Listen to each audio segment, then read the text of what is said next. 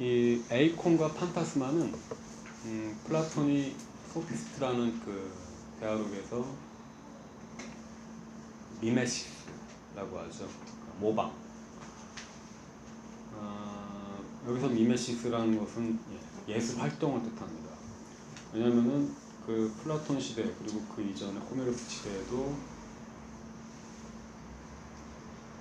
그 당시에는 오늘 같은 어떤 파인아트나 순수예술이나 뭐 그런 개념이 정립되지 않은 상태였고 테크네, 오늘날로 말하자면 테크닉이죠. 기술이라는 단어하에 모든 인간의 수공예 활동이나 그 여러 가지 활동들이 다 통합되어 있었죠. 아무튼 그렇게 아직 그 예술과 기술이 미분화된 상태에서 특히 오늘날 우리가 생각하는 뭐 회화나 조각 같은 미술에 상응하는 예술에 상응하는 그런 것들을 가리켜서 미메시스라고 불렀다는 거죠. 모방. 왜냐면은 보통 우리가 그림을 그리면은 컵을 그린다 그러면은 컵을 종이에 그리면은 내가 종이에 그려놓은 컵은 이 현실 속에 있는 컵의 모방이거든요. 철학적으로 표현하자면 내가 그려놓은 컵은 현실 속에 있는 컵의 재현이죠. 내가 본 것을 다시 나타나게 하는 거예요. 재현, 다시 현상하게 하는 거죠. 이 미메시스로서의 어떤 예술을 플라톤은 두 개로 구분했어요. 그게 뭐냐면은 에이콘과 판타스마입니다.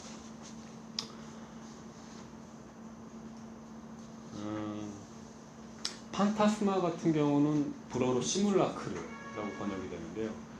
보통 들레즈도 이 개념을 썼었고, 그다음에 보드리아르도 이 개념을 썼었죠. 시뮬라크라면 뭐 환영을 뜻할 수도 있고 가상을 뜻할 수도 있고 아무튼 실제가 아닌 것입니다. 진짜가 아닌 것이 시뮬라크예요.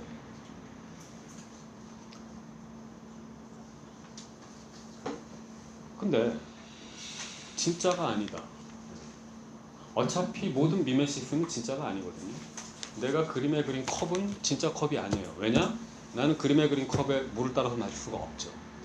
이건 가짜예요. 가짜 컵이죠. 그래서 엄밀하게 말하면 에이콘이나 판타스마나 둘 다 무언가를 모방한 이상 가짜, 허구, 거짓말일 수밖에 없습니다. 만약에 지금 여기 있는 개가 가짜 개가 아니고 진짜 개라면은 그건 예술 작품이 아니라 그냥 개입니다. 그죠? 반면에 이것이 예술 작품이 위해서는 이 개는 절대로 진짜 개이면 안 돼요. 적어도 재현 개념이 또는 모방 개념이 예술을 규정하던 시대 얼마 안 됐죠. 재현이 예술을 규정하던 시대까지는 예술은 항상 가짜였습니다. 다만 뭐 듀샹 이후로 뭐 샘, 진짜 변기 같은 거 갖다 놓고 그러면 좀 얘기가 달라지긴 하겠죠. 어쨌거나 대개의 경우 우리는 재현하는 것, 예술 작품 재현된 것은 허구 아니고 거짓말이라고 생각한단 말이죠. 근데 똑같은 거짓말이긴 한데 플라톤은 에이콘과 판타스마를 구별했습니다. 그게 뭐냐면은 에이콘은 외부에 있는 사물을 또는 외부에 있는 실제를 충실하게 모방합니다. 그대로 모방합니다. 그렇죠? 반면에 판타스마 같은 경우에는 외부에 있는 사물을 충실하지 않게 모방해요. 말하자면 더 꾸며서 모방한다는 거죠. 더 아름답게 보이려고 인위적으로 꾸며서 모방한다. 오늘날 용어로 말하자면 실사와 뽀샵의 차이죠.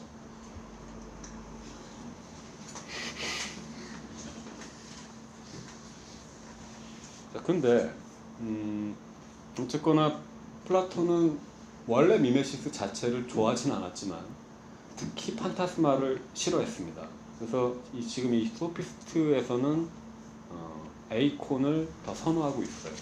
에이콘이 더 외부에 있는 사물이나 실제에 충실하게 모방 작업이 수행된 예술이다, 미메시스다 라고 규정하고 있는 거죠. 반면에 판타스마는 꾸몄기 때문에 충실한 모방이 아니라 참된 모방이 아니라 거짓 모방이다 라고 말하고 있는 거죠.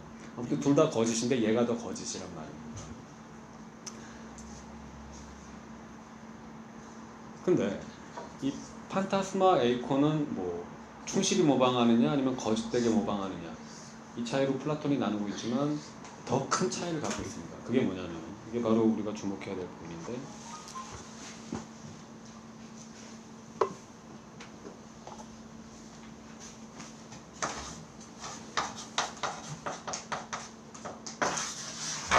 이게 만약 에이콘으로서의 어떤 미메시스, 즉 하나의 회화, 그림이라고 칠 때 에이콘은 화분이라고 치죠. 꽃병. 외부에 있는 실제 한 꽃병을 지시하고 있어요. 가리킵니다. 그려진 꽃병은 그 그려진 꽃병의 모델이 된 외부에 있는 꽃병을 지시해요. 무슨 말이냐면 내가 이 그림을 보게 될 때 나는 비록 그 옆에 이 꽃병이 없어도 이 그림을 보는 순간 아 이건 꽃병이네 라고 생각합니다. 그게 어떻게 가능했죠? 왜냐하면 이 그림이 외부에 실제하는 꽃병을 지시했기 때문이죠. 여기엔 약간 소식 언어학적인 기호학적인 개념이 섞여 있는데 어쨌거나 바깥을 가리킨다는 게 중요합니다. 근데 반면에 판타스마 꽃병일 경우 얘 같은 경우는 바깥에 있는 꽃병을 지시하지 않고 그냥 자기 자신을 지시해요. 그래서 이걸 보는 사람은 바깥에 있는 꽃병을 생각하지 못하고 이 그림에만 집중을 하게 됩니다. 무슨 차이인지 아시겠죠? 아주 명료한 설명이었습니다.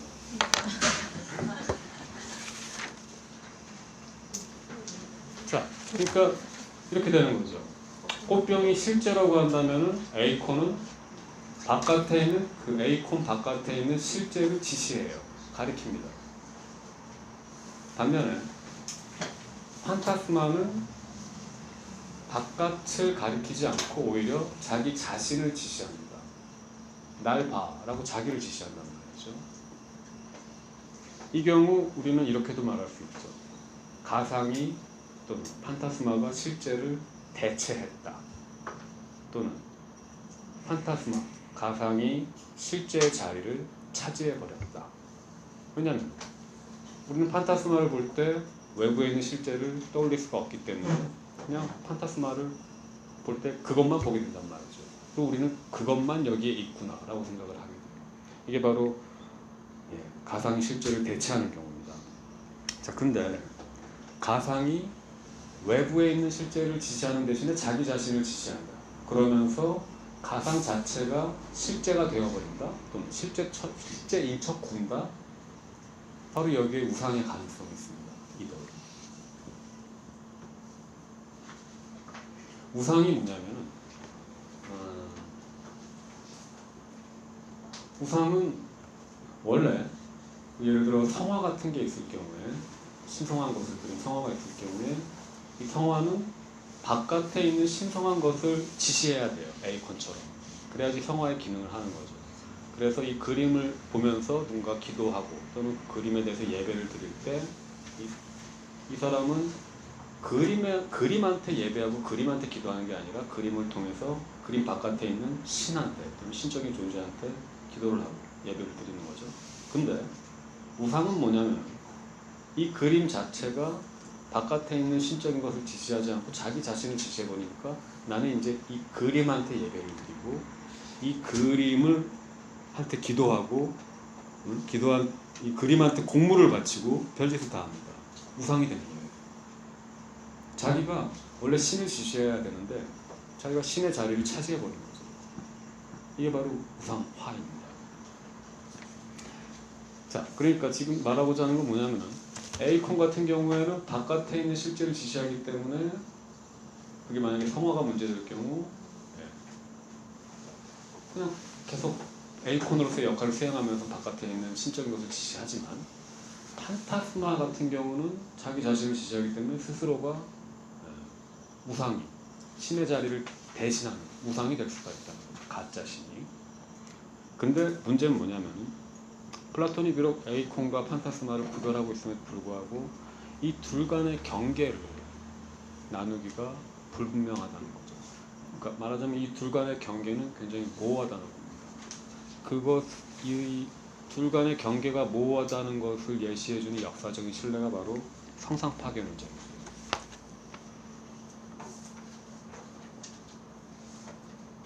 그 725년부터 842년 대략 100년 동안 성상 파괴론정이 비잔티움 제국에서 있었는데 그 카톨릭이 갈라지고 나서니까 저기 동로마 제국 쪽이고 오늘날의 동방 종교죠. 자, 이 비잔티움 제국 쪽에서는 예배를 드릴 때 성화, 이콘을 사용했단 말이죠.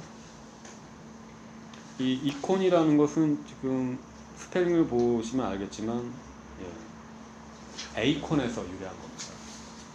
말하자면 신을 지시하는 모방이다. 이게 바로 성화가 된 거예요. 그러니까 이콘은 에이콘에서 왔어요. 그러니까 원래 성화는 에이콘의 역할을 했어야 되는 거죠. 외부에 있는 신을 지시하는 역할을 했어야 됩니다. 근데 어느덧 사람들이 이콘에 대해 기도하고 이콘과 더불어 예배를 드리고 뭐 그러다 보니까 이콘 자체를 섬기기 시작했단 말이죠. 네. 우상 숭배가 시작된 거죠.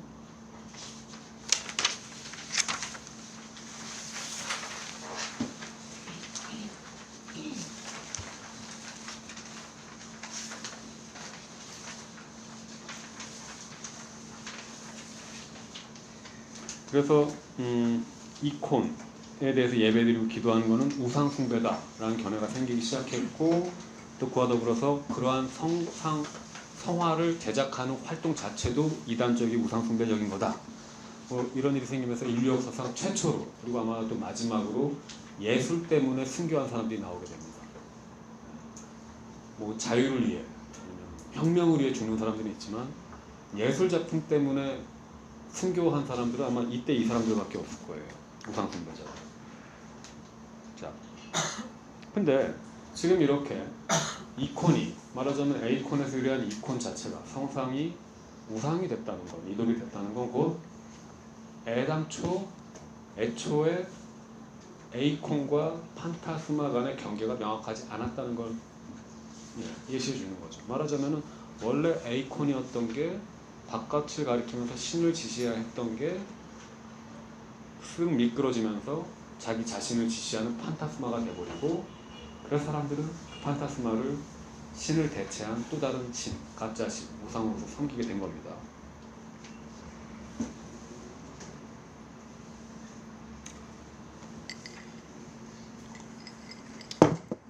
이제 메갈리아 현상으로 한번 돌아와 보죠.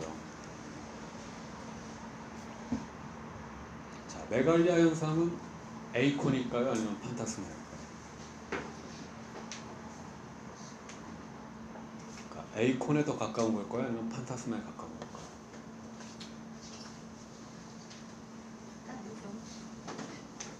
저는 에이콘이라고 생각을 했는데요. 예. 선생님 강의를 지금 듣는 순간은 경계에 머물러 있지 않나 그런 생각을 하고 있어요. 경계. 있습니다. 저 같은 경우는 사실 메갈리아가 또 미러링이 에이콘과 판타스마 두 가지의 이중적인 측면을 말하자면은 둘 중에 어느 것 하나가 될 수 있는 가능성을 갖고 있었다고 생각을 해요. 촛불도 마찬가지인데, 근데 결국 결과적으로는 에이콘이 되지 못하고 판타스마가 되었다라고 생각을 합니다. 그것도 하나의 선생님이 규정 아닌가요? 예, 망고 제 생각입니다. 왜 그렇게 생각하는지에 대해서는 이제 차근차근 설명을 드릴게요.